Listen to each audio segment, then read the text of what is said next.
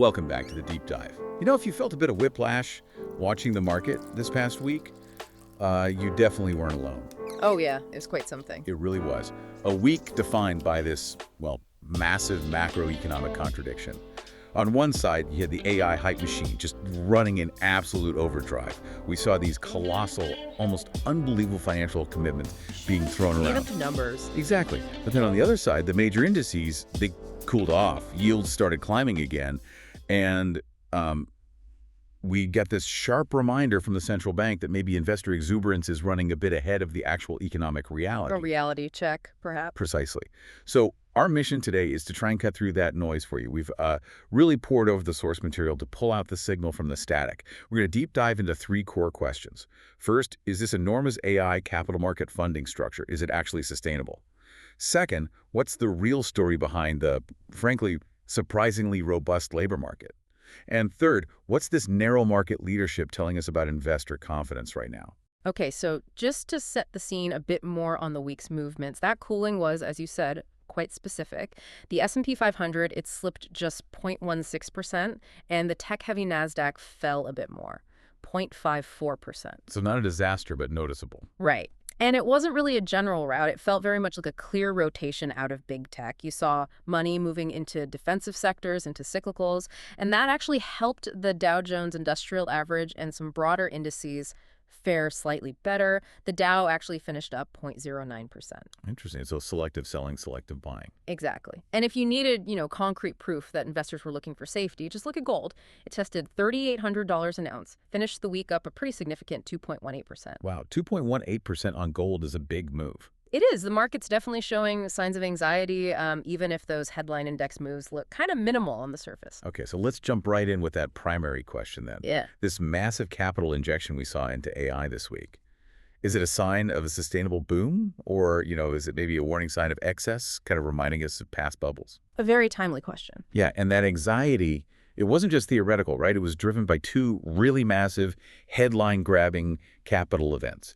First, that incredible news that Nvidia committed to a, $100 billion strategic partnership with OpenAI. $100 billion, yeah.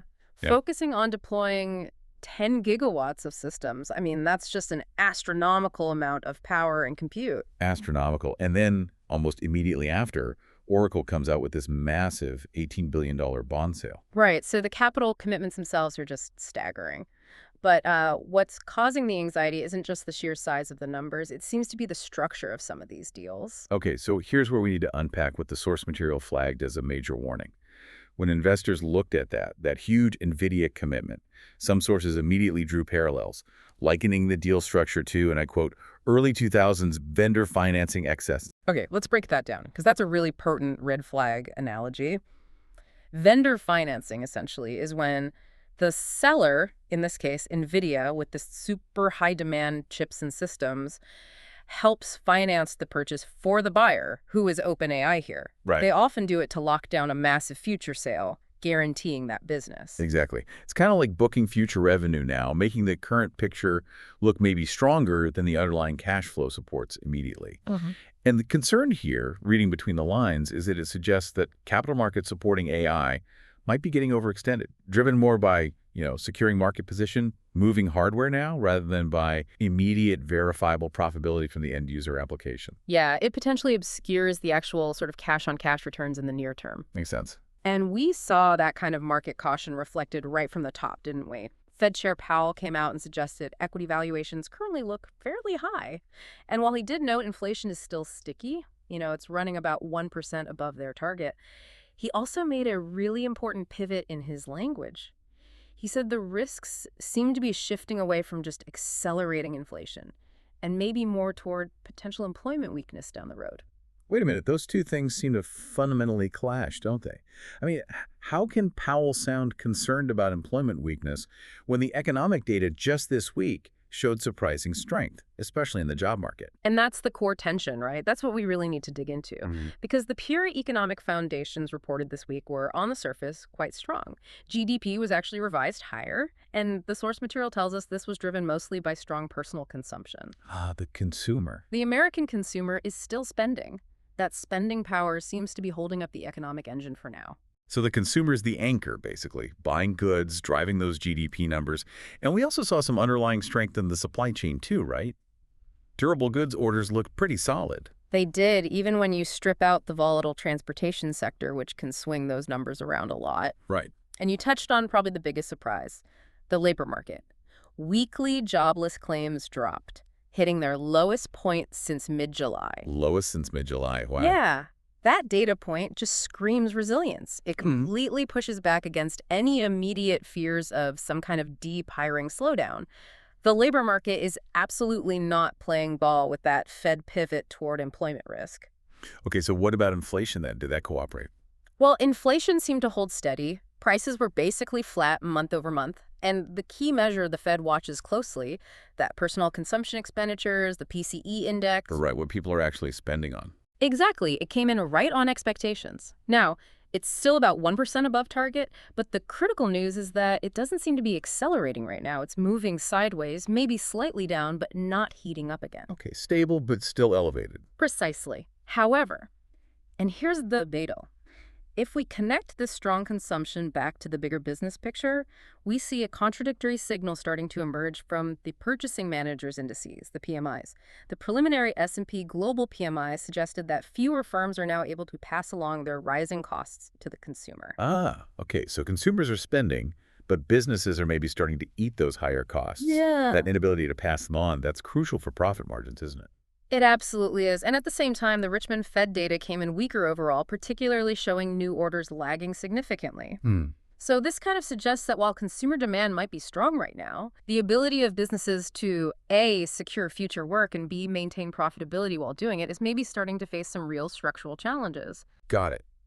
That cost-passing challenge, that brings us neatly to the corporate level, doesn't it? Just specifically, that massive contradiction you mentioned in the AI value chain. We've got these huge capital commitments, but is AI actually translating into profit yet?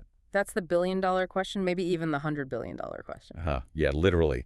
So on one side, the foundational element seems to be booming. Micron had strong results, and they specifically raised their forecast for data center demand. Right. That's a clear signal that the underlying components, the chips, the servers, the specialized hardware, they remain in extremely high demand.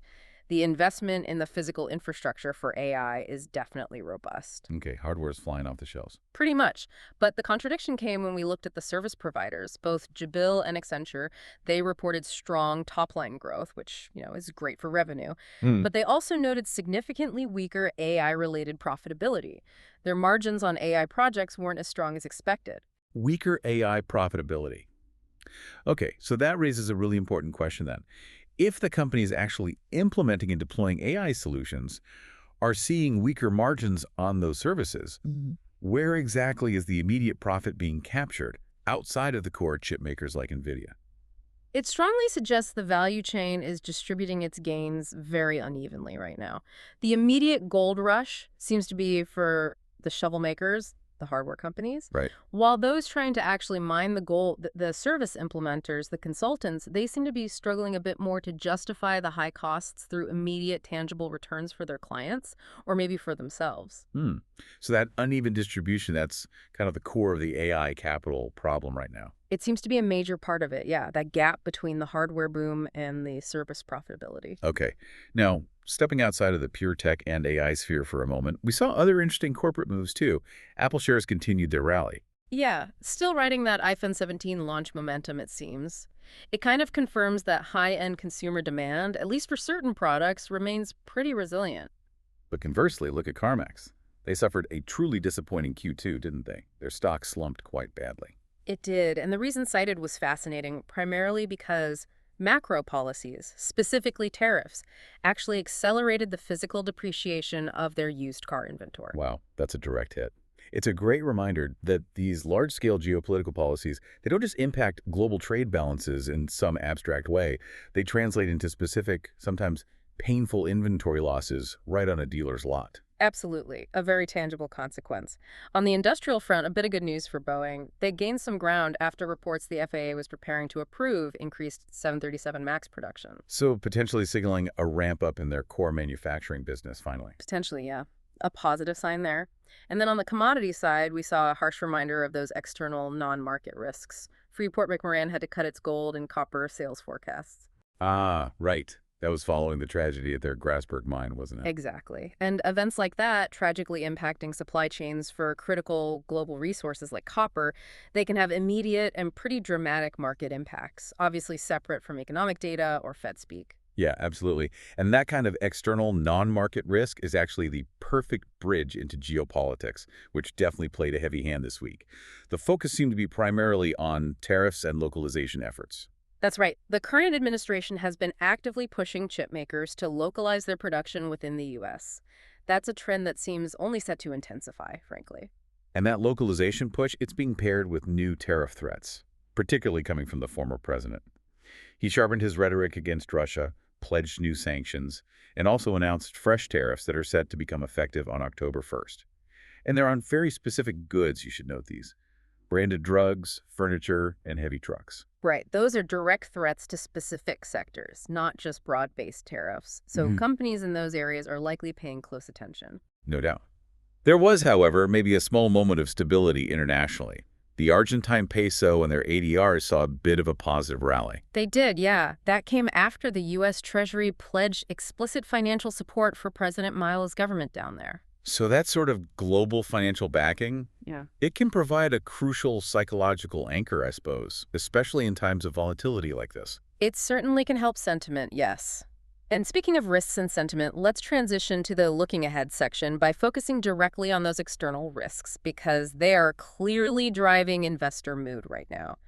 The forecast material we reviewed explicitly mentioned the potential for so-called black swan events, things like war, a government shutdown here in the U.S., or significant new tariffs. Right, the low probability, high impact stuff. Exactly. Any of which could potentially spark a major panic and trigger a significant market drop. That kind of uncertainty is like this heavy blanket hanging over the market, even if prices seem relatively stable on the surface for now. And you can see that underlying caution immediately just by looking at the sentiment data. The Fear and Greed Index, it dropped sharply this week, slid from 62, which was firmly in greed territory, all the way down to 53. Which is squarely neutral. Yeah. That drop from 62 to 53, that's a big psychological shift in just 1 week. It's like the entire market went from, driving 80 in the fast lane to suddenly tapping the brakes quite hard. A definite mood change. And what's really fascinating here is how that caution is showing up. Market volatility, measured by the VIX, for example, is actually quite low, which usually suggests complacency. Yeah, that seems contradictory. It does. But then you look at the put-call ratio. It came in at an astonishing 1.57 this week. That tells a completely opposite story. Okay, let's quickly clarify that ratio for you listening. The put-call ratio, it measures how many put options, which are essentially bets that stocks will fall, are being bought, compared to call options bets that stocks will rise. So a ratio of 1.57 tells us that for every dollar investors are betting on stocks going up via calls, they are betting $1.57 that stocks will go down via puts. Wow, that's heavy hedging. Extremely heavy. They are buying insurance like crazy, hedging their bets significantly, even while headline prices are relatively flat. Yeah. It reinforces that point about narrow leadership. The strength we're seeing seems to be coming from just a few major names pulling the whole market forward, rather than some broad market rally built on widespread conviction. That makes sense. Okay, this cautious sentiment, does it connect back to currencies and maybe crypto as well? It does seem to. We saw the dollar gain some strength this week, partly on the back of that upward GDP revision. The DXY, the US dollar index, saw some buying. But the forecast material suggests that if these geopolitical risks we talked about, like government shutdowns or disruptive new tariffs, if they significantly weaken the DXY, which currently has resistance seen around $98.50 and support down at $95.37, Okay. then we should expect to see a rotation back into Bitcoin. Ah, the digital gold argument. Kind of. The idea is that significant DXY weakness would signal a loss of faith, perhaps, in U.S. financial stability, or maybe just a flight from the dollar.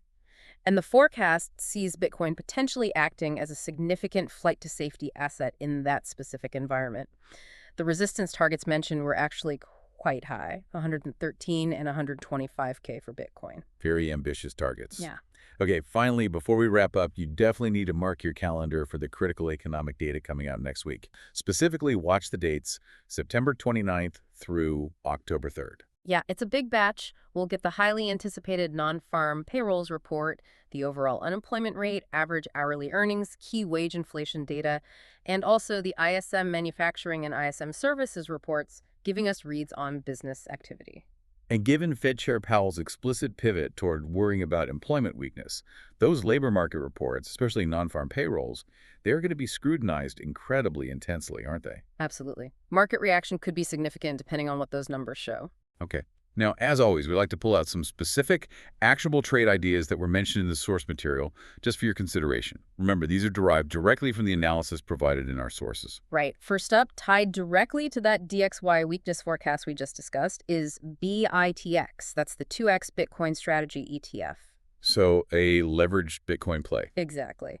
The idea here is based purely on that expectation of rotation into BTC if the dollar falters significantly. The parameters given were buy near $50.50, look to sell around $54.50, with a suggested stop loss at $46.50. Wow, that next. Next is SRV, which is Serve Robotics, Inc. They're focused on self-driving delivery robots. The automation theme. Right. This seems to reflect continued bullishness on automation and efficiency gains, maybe despite that weaker PMI environment we discussed. The target here was buy near $11.50, aim to sell near $13, with a stop loss suggested at $10. Okay, SRV. And the last one. Finally, PRGS, that's Progress Software Corporation. It's a U.S.-based company focused on infrastructure software, specifically for developing and managing business applications. So, core IT infrastructure. Exactly. This perhaps suggests a belief in the resilience of core business infrastructure spending, even if those AI services margins are struggling a bit. The suggestion was buy near $42, look to sell around $44.50, setting the stop loss at $39.50. Okay, BITX, SRV, and PRGS. Got it. So just to summarize our deep dive today, we really navigated the high stakes surrounding AI financing, these massive billion-dollar deals that are definitely raising some eyebrows, particularly those 2000s-era vendor financing concerns about tying up future capital and maybe masking true profitability. Yeah, and we synthesized that major macro conflict, didn't we? The unexpected resilience, really, of the labor market and consumer spending contrasting so sharply with those softening manufacturing indicators, especially that struggle for firms to pass along rising costs. And running underneath all of it is that persistent, almost defining threat of geopolitical black swans. The tariffs, the potential shutdowns, the localization pressures. These seem to be driving a nervous, highly cautious investor base, which you can see so clearly in that heavy hedging activity despite the low headline volatility. So what does this all mean as we head into next week? Well, given that extreme investor hedging that 1.57 put-call ratio is really something, and Powell's explicit pivot towards worrying about employment weakness risks, the most important question for the upcoming week seems to be this. When that non-farm payrolls report hits, likely causing some waves, will the sheer volume of preemptive investor hedging that big cushion of caution already built in, will it actually absorb a shocking number, whether high or low? Or, because the market leadership is so narrow, will any surprise just intensify the volatility anyway, regardless of all that hedging? A fascinating question indeed. Will the hedges act as a shock absorber, or will thin leadership mean any surprise still causes a big move? Exactly. Something for you to definitely mull over as we move towards the end of the month and into October.